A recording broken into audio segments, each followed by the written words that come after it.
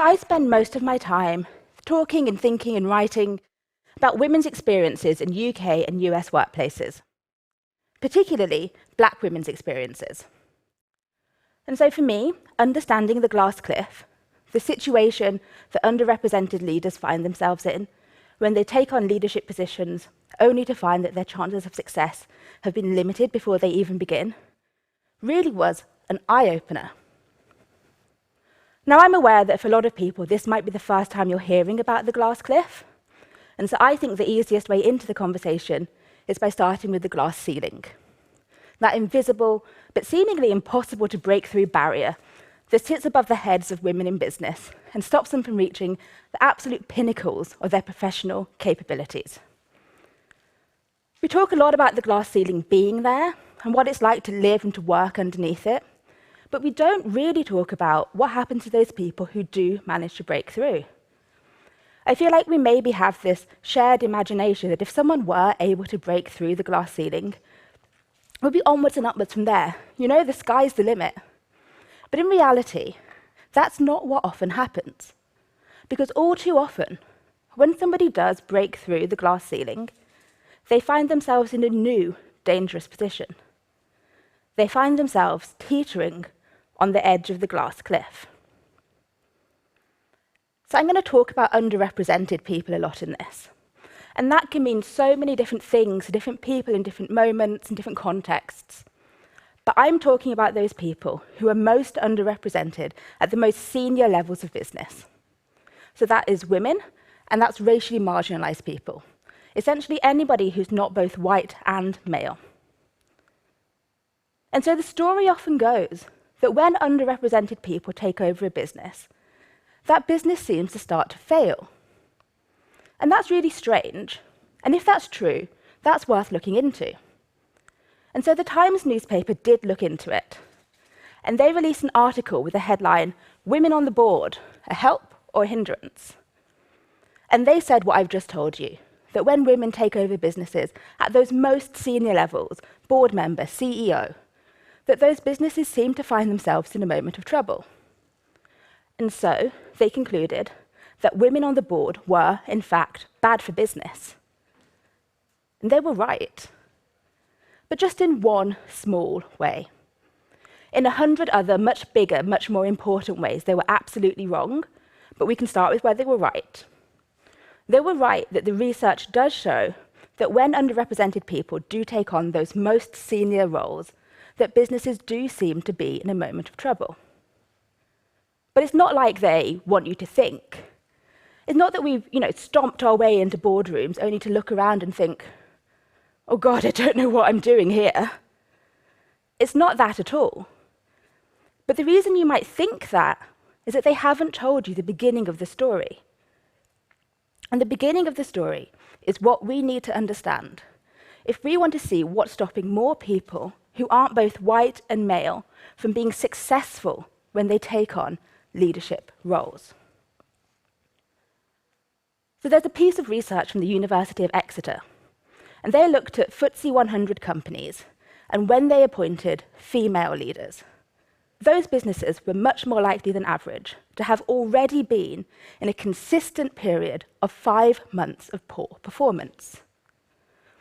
And that poor performance can look like all kinds of things. It could be a reputational scandal where the tarnish is likely to be passed on to the new leader. It could be a hit to market valuations or to profit, but whatever that was, these businesses were all much more likely than average to have already been in a consistent period of poor performance before that new leader was appointed. And this isn't a single piece of research, and it's not even limited to a single country. Researchers at the University of Utah did a really similar thing, but they didn't just look at the appointment of women. They looked at the appointment of women and racially marginalized men. And they looked at Fortune 500 companies over a 15-year period, so a huge data set. And they found exactly the same. Those businesses that appointed underrepresented leaders were much more likely than average to already be in a period of poor performance. So maybe you're listening to this and you're thinking, well, So what? So long as these people are getting an opportunity, why does it matter if the businesses aren't in perfect condition before these people arrive? Well, one of the reasons it matters is the narrative that pushes back to us. If an underrepresented person takes on a role, and their chances of being successful are limited before they even begin, if they do fail, if they do fall off that cliff, the message that we get back is, well, of course they did. Someone like that, that's not the right kind of person to run a successful business. And so that message compounds and we just internalize it. So I think all of this logically leads us to two questions. The first of which is, why is this happening? Why are businesses that are in trouble more likely to appoint an underrepresented leader? Well, it could be that in patriarchal societies, women are viewed as caregivers, as nurturers. And so research has shown that when a business is in trouble, women are often appointed to lead, not for their ability to make transformational change, but because of their perceived soft skills, for their ability to re-engage that workforce and to get them back motivated again. But importantly, because she's not hired for her ability to make transformational change, research shows that she's often not given the tools or the time necessary to make that change. And so her chances of falling off that cliff are increased before she even begins because of the limitations of the imaginations of the people who have brought her in. The second reason, to paraphrase Kristen Anderson, who's a psychology professor at the University of Houston, is that in business, women might be seen as more disposable, more expendable. And that means they make really good scapegoats. In that case, if your business isn't doing well, bringing in a female leader could be a real win-win scenario. If she comes in and is able to make that transformational change, then great, your business is transformed. But if she's not, all of the blame is able to be put onto her shoulders, and she's able to get pushed out of the business, pushed over that cliff. Importantly, the research then shows that she's more likely than not to be replaced by a white man, a move known as the savior effect. And that savior effect signals to us, to shareholders, investors, employees, that the business is back in a safe pair of hands. It's back to business as usual. And really importantly, that new white male safe pair of hands is more likely to be given both the tools and the time necessary to succeed where the underrepresented person has failed. So, up until now, we've been talking about what happens when you are a racially marginalized person or a woman. But as I said, the majority of my work looks at Black women. So what happens when we do take that more intersectional look? When we think about the experiences of people with not just one, but two marginalized identities? As you might imagine, it's not the best story. If a new Black woman takes over the most senior role in a business, board member, CEO, we can safely assume two things. The first thing that we can assume, as we've discussed, is the business might not be in great shape. And the second thing that we can assume is that she's likely to be managing a large team of white men, that leadership layer just below her, her closest cohort.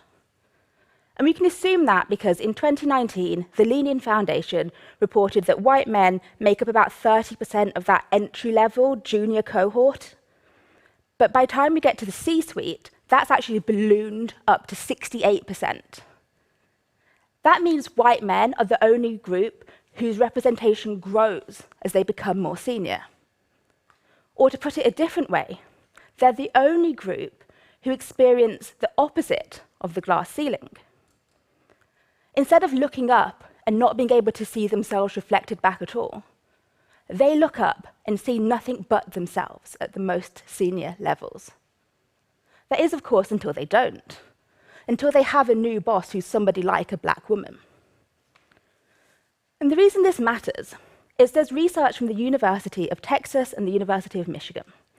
And they looked at what happens to that group of men who are so used to seeing themselves directly mirrored back when they get a new boss who doesn't mirror both their whiteness and their maleness. And what they found was amazing. They found that as soon as they get a boss who doesn't directly mirror them in both of those ways, they report feeling less personally connected to the business, less able to personally identify with it, and less personally invested in it. And that means that their work performance suffered. They did worse at their jobs. Now, if a business is already in trouble, even the greatest leader is not going to solve it single-handedly. She needs her team, particularly her senior team. And so if they've stopped doing their jobs properly, all they're doing is continuing to push her towards the edge of that cliff. The second thing that same piece of research found was that they stopped doing a really important part of any manager's job. That's managing their teams. They stopped developing, mentoring, working with the people who was their job to take care of. But they didn't stop doing that equally. No, they mostly stopped helping, working with, developing anyone in that team who was also racially marginalized. And so in that way, the glass cliff bites twice. We're not only pushing the existing leader closer to the edge of their cliff, we're stopping what could be this new cohort of underrepresented leaders from coming up, because we're not giving them the same support, guidance, mentorship, development that the rest of their colleagues are getting.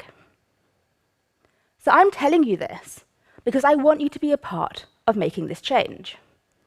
And that might sound impossible. You might be thinking, well, I can't change businesses or charities, governments, any of the places where we see the glass cliff playing out. But, and stay with me for a second, you can, because none of those things are real. Businesses, governments, charities, all of these things, they're just groups of people who've come together to do something. And we're a group of people who have come together to do something. And so we can make that change. We can look at our own conscious and unconscious biases, and we can decide that we see the value in all people, all of the time. Not just some people, when we have a problem that they might be able to solve, or something that we might be able to blame them for. So, as Angela Davis says, we have to act as though it's possible to change the world, and you have to do it all of the time. And so that's what I'm asking you to do. I'm asking you to look at yourself and to decide that you are not going to be part of pushing anybody else closer towards the edge of their own cliff. And I want you to know that I'm going to be right alongside you, trying to do the same.